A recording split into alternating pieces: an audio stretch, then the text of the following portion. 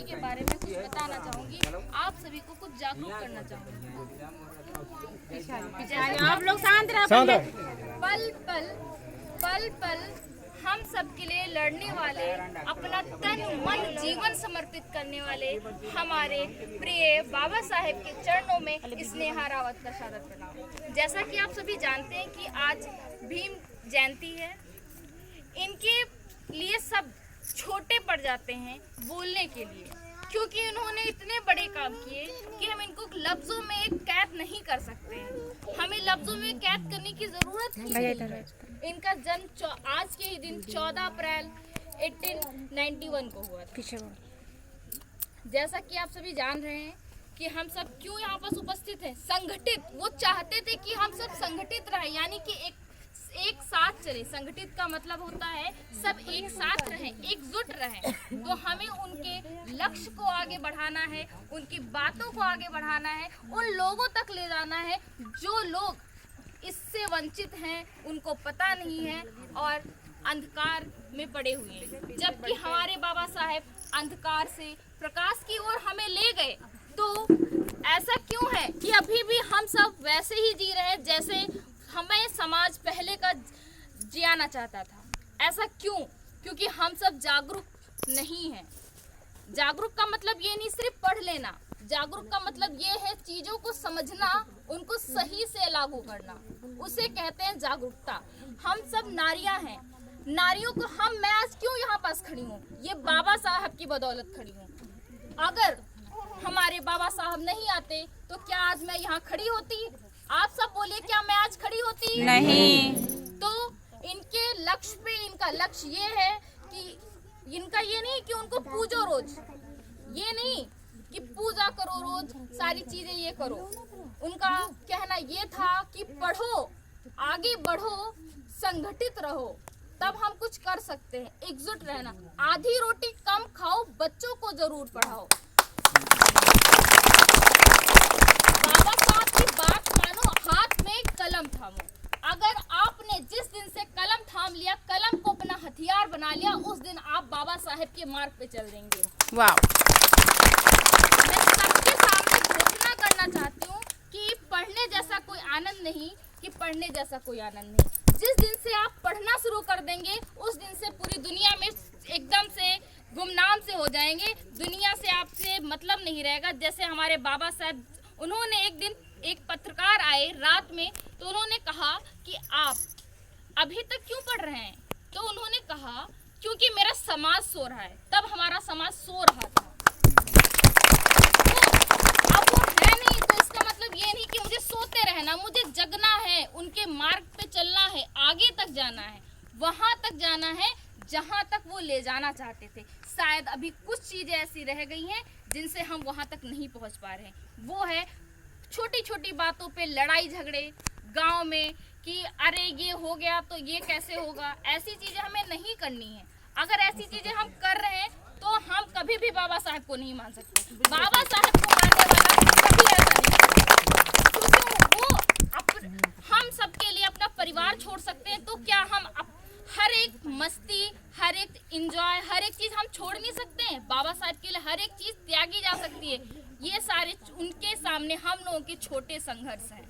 तो हमें संघर्षों का आदी बनना है। जैसा कि सभी आज बहनाएं नारे लगा रही थी कि हम भीमवादी हैं, संघर्षों के आदी हैं। तो हमें संघर्ष करना है। संघर्ष ऐसे नहीं करना है कि सिर्फ पढ़ते रहना है, संघर्ष ऐसे करना है। मेहनत तब तक करो, बाबा साहब हमारे कहते थे, मेहनत तब तक करो जब तक आपकी जीत इतिहास में ना बदल जाए। आपकी जीत इतिहास सफलता कभी पक्की नहीं होती, असफलता भी कभी अंतिम नहीं होती। हमारे बाबा साहब कहते थे, सफलता कभी पक्की नहीं होती, असफलता भी कभी अंतिम नहीं होती।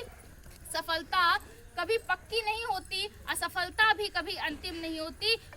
अपनी कोशिश को तब तक जारी रखो जब तक आपकी कोशिश इतिहास ना बन जाए। आपकी कोशिश इतिहास ना बन जाए। कोशिश करने दो, किसी भी चीज से डरना नहीं है। जब वो उस वक्त नहीं हटे अपने मार्ग से, तो आज हम क्यों हटें? हम लोगों को हटने की जरूरत नहीं, डटने की जरूरत है। हम लोगों को अपना मार्ग चुनना है, मार्ग ऐसा चुनना है जो बाबा साहेब कहेंगे। वो कैसे मिलेगा मार्ग? जब हम पढ़ना शुरू करेंगे। अगर सब बच्चों को पढ़ाना आप शुरू कर दें तो जो ये तकलीफें झेलते हैं, जाते हैं, दिहाड़ी करते हैं, वो ना करें। क्योंकि अगर आपको अपना अच्छा उज्जवल भविष्य चाहिए तो अपने बच्चों को जरूर पढ़ाइए। अगर अपने बच्चों को नहीं पढ़ा पा रहे हैं तो समझिए कुछ नहीं। मेरे पापा एक बात मुझे बोलते हैं हमेशा कि सबसे बड़ी दौलत अपने बच्चों को मान लो तो समझो दुनिया जीत ली। अगर उनको पढ़ा लिया तो सब पढ़ा लिया। तो उनकी बात, मैं बेटी हूँ, यहाँ जितनी भी बेटियां हैं, जितने भी भाई हैं, सब पढ़ने पे जिस दिन से जुट गए उस दिन से जानो हर एक चीज अच्छी हो जाएगी। हम अपने बाबा साहब के मार्ग को चुन लेंगे और अच्छी चीजें कर सकेंगे। मैं कुछ पंक्तियां कह के अपनी वाणी को विराम देना चाहूंगी। अगर कोई गलती हुई हो तो उसके लिए क्षमा चाहूंगी, लेकिन उससे पहले मैं ये बताना चाहूंगी कि आप सभी क्या करते हैं कि कभी ऐसा होता है कि बच्चों के लिए पढ़ाने के लिए चीजें नहीं उपलब्ध हो पाती हैं, लेकिन हमारे बाबा साहब ने संविधान में वो लिख के क्या गए, ये लिख के गए कि अगर आप अच्छे से इंटर तक पढ़ते रहे, नॉर्मल स्कूल में पढ़ते रहे, अगर उसके बाद हमें वजीफा आप सब समझते होंगे, वजीफा मिलता है। अगर इंटर तक कैसे भी पढ़ाई कर ली, उसके बाद वजीफा मिलना शुरू हो जाता है। भीमराव अंबेडकर यूनिवर्सिटी में जाइए, जहाँ जहाँ वो पढ़े उनके बारे में जानिए, तभी आप आगे बढ़ पाएंगे। वरना ये करने से कुछ नहीं होता। मैं फिर बोलूँगी, आज हम एकत्रित हुए इसलिए कि हम कुछ बता सकें आप लोगों को, लेकिन हो सकता है आप लोगों में थोड़ी बहुत बात अंदर जाए, क्योंकि इतनी जल्दी किसी के अंदर कोई बात जाती नहीं है। बहुत अच्छा, जाती है। बहुत अच्छा बोला। और अब अपनी बात रखेंगी बड़ी बहन कांति। 1-2 मिनट। हाँ, अब मैं अपनी बहन को बुलाना चाहूँगी। नहीं, बात आए और अपनी लाइन, हाँ लाइनें बोलना है।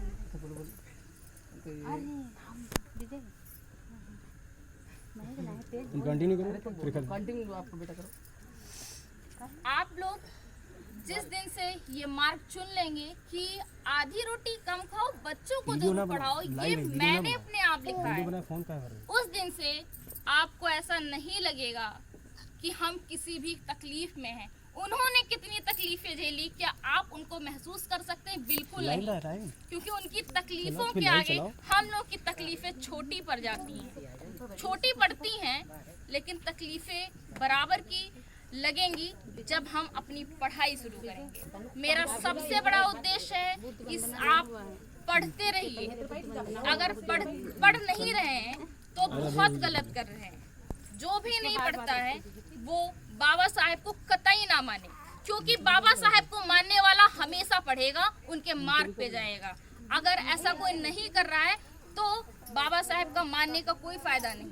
ये सारी चीजें इसलिए नहीं की जा रही हैं कि हम कोई चीज इससे मुझे मिल रही है, नहीं, इसलिए कही जा रही है कि हमारा समाज एकजुट हो और हम सब एकजुट हो और अच्छे मार्ग पे चल सके, इसलिए ऐसा किया जाता है। अनेकता में एकता हमारी शान है, इसीलिए मेरा नीले गमछे में छिपा है ज्ञान, इसलिए मेरा भारत है महान। नीले गमछे में छिपा है ज्ञान, इसलिए मेरा भारत है महान। जय भीम, जय हिंद, जय भारत। बहुत अच्छा बात ने बहुत अच्छा आप लोगों को बताया। और अब अपनी बात रखेंगे। बुद्ध वंदना हो जाए उसके बाद, क्योंकि बुद्ध वंदना बहुत जरूरी है, वो पीछे हुई है। चलिए कोई बात नहीं, बिटिया पहुंच गए, हम जानना चाह रहे हैं। आ जाइए।